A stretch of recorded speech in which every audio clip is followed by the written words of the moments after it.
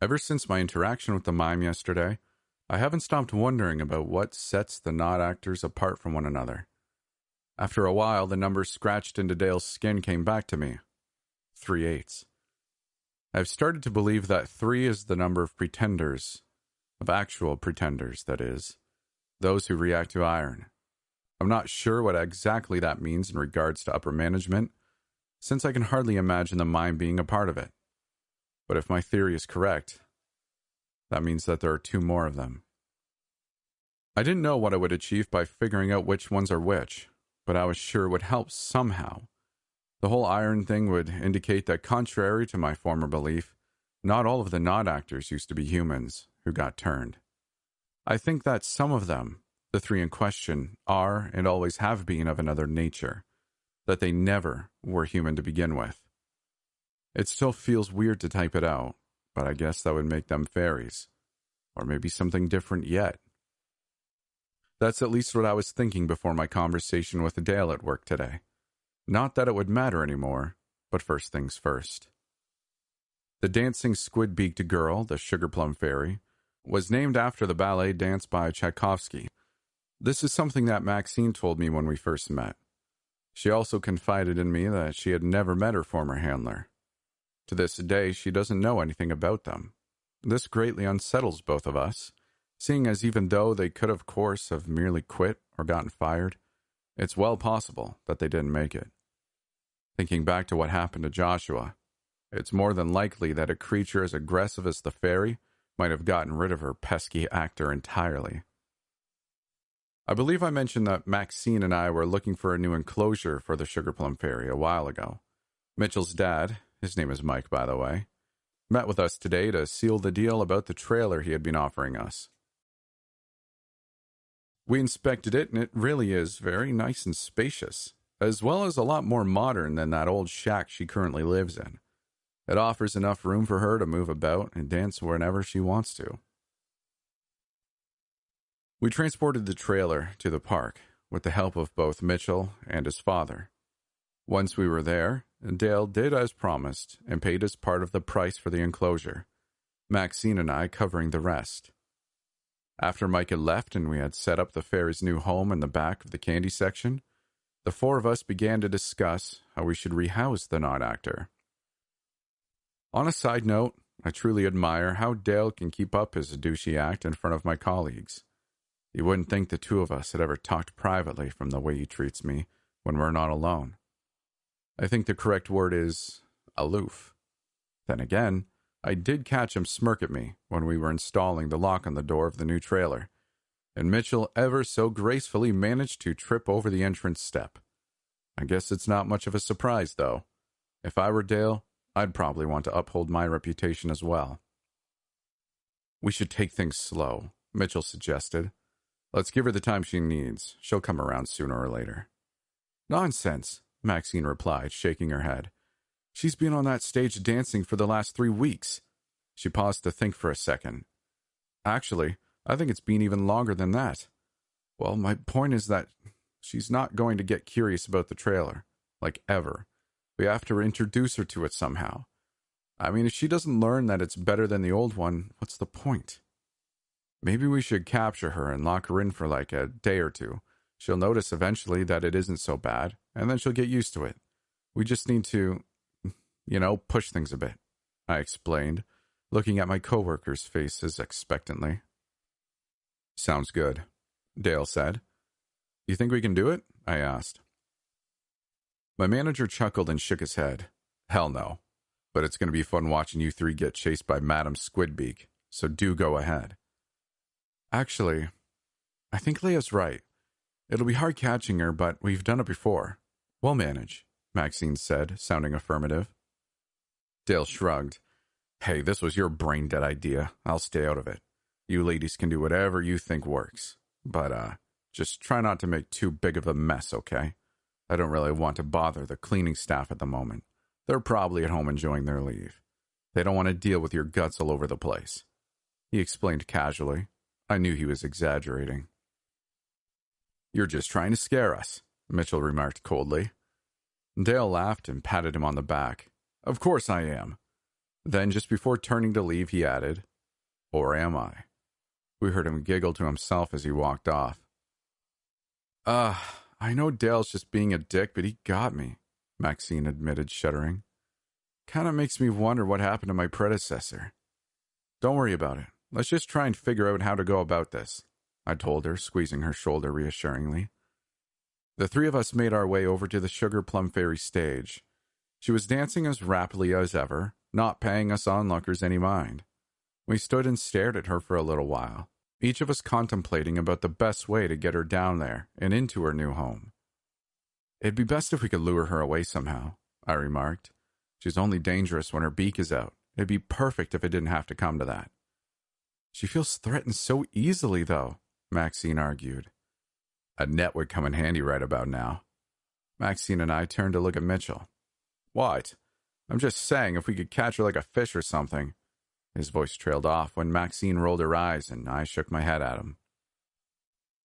Suddenly, I remembered something. My hand wandered up to the locket dangling from the iron chain around my neck. I carefully took it off and slowly began approaching the Sugar Plum Fairy. I felt my co-workers' confused stares on me, but swallowed my apprehension, and with some effort, heaved myself up onto the stage.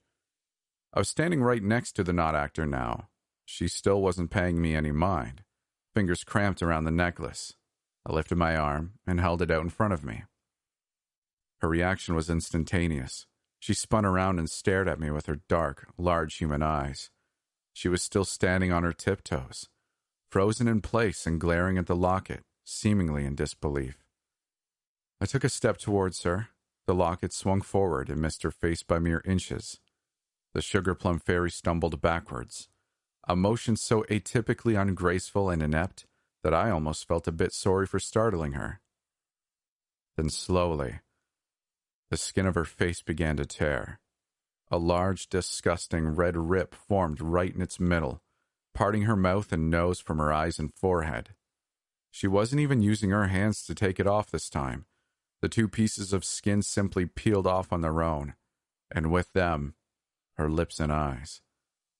The gross, fleshy mass hit the floor with a splat, and I watched as the squid beak began to form on her newly exposed face. She slowly opened it and let out a low, throaty hiss. I took another step forward, holding out my locket in front of me like a shield. She once again hissed and continued to back off. Step by step, I drove her closer to the edge of the stage until she was finally forced to jump off. Mitchell and Maxine had quick-wittedly positioned themselves below her, and once she was on the ground, they both grabbed either of her arms and began to drag her off to the new trailer. I quickly put my necklace back on and hopped off the stage, hurrying after them. Together we shoved the hissing and struggling not actor into her new enclosure. Maxine locked the door behind her before turning to face me. "What was that just now?" she asked sharply. "What's with that necklace?" I was about to explain to her, but changed my mind. Maybe it was better to keep this to myself, as long as I wasn't sure of where this would lead me yet. I just murmured something incoherent in response.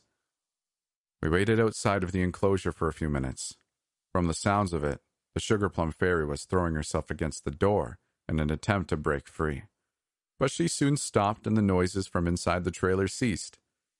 There's a tiny window in the back of it, and a quick glance inside revealed that she had started to dance again. Later that day, I was heading over to Dale's office. I wanted to ask him about the 3/8 again, since I was apparently way too stupid to understand what it meant.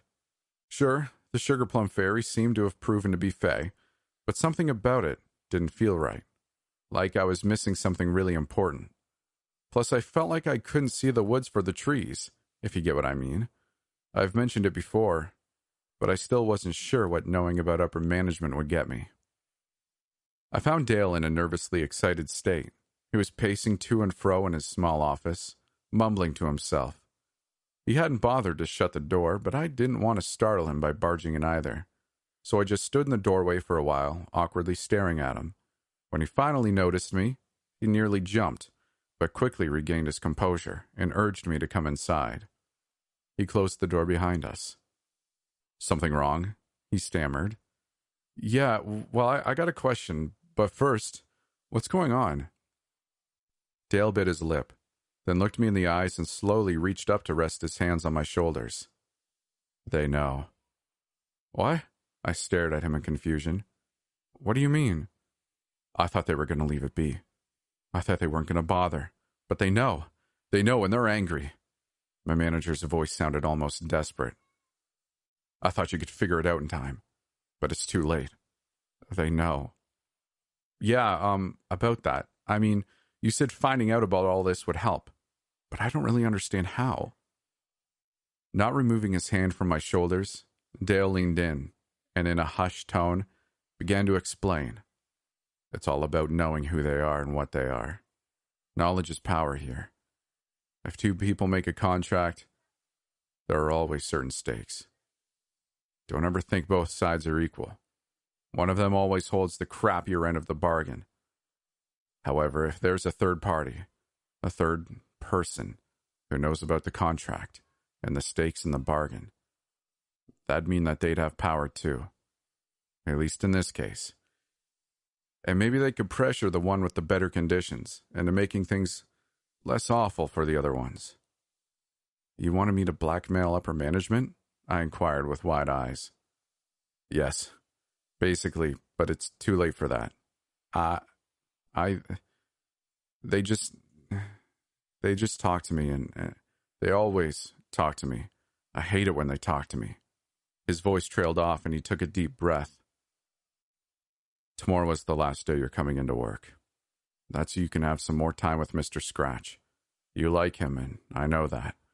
So you have one day to say goodbye properly, but that's it. He swallowed hard. I'm firing you. I stared at him in shock for a few seconds, uncertain of what to say. What about Nathan? I finally stammered. Screw Nathan, Dale whined. But from the look of his face, I could tell that he regretted it almost instantly. I'm serious. This is about you and whether you're going to survive. I thought you could help, but you can't. Please, don't try anything else. I don't want to have your blood on my hands. I could feel tears begin to form in my eyes. Dale, I whispered, but my throat felt too dry to say anything else. My manager looked at me, his gaze genuinely, deeply concerned and pleading. Then he leaned in closer, wrapped his arms around my shoulders, and pulled me into a hug. I stood there, sobbing into his shirt. Thank you, he breathed. You were trying to help, and I appreciate it. It just didn't work out. Is this my fault? I whimpered. This was so incredibly sudden. I felt like a total crybaby again, but I simply couldn't keep it in. Where did I mess up? Dale's arms tightened around me. His voice broke as he muttered. You didn't mess up. You tried your best, and it's my fault. It's all my fault. It was selfish to try and make you do this. I get that now. I'm sorry. I didn't know what else to say, what else to tell him. I couldn't believe it. We stood there for around another 2 minutes before Dale let go of me. I've never seen him get so emotional before. I remember I cried all the way home. I could barely see the road through the tears in my eyes. Wouldn't surprise me if I ran over a stop sign or something. Either way, I'm at home now, and I've calmed down a little bit. At least I stopped crying. I think the realization just hasn't quite started to set in yet. Again, I cannot believe that this is it. For the past 3 years, this job has been everything to me. I guess I'll just have to enjoy my last day with the sock puppet tomorrow. It will take some time to get over this.